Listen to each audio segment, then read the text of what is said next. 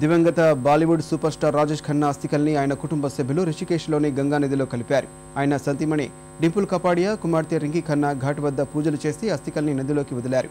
1970వ దశకంలో రొమాంటిక్ హీరోగా ఓ వెలిగిన ఖన్నా డింపుల్ కపాడియాను 1973లో వివాహం చేసుకున్నారు.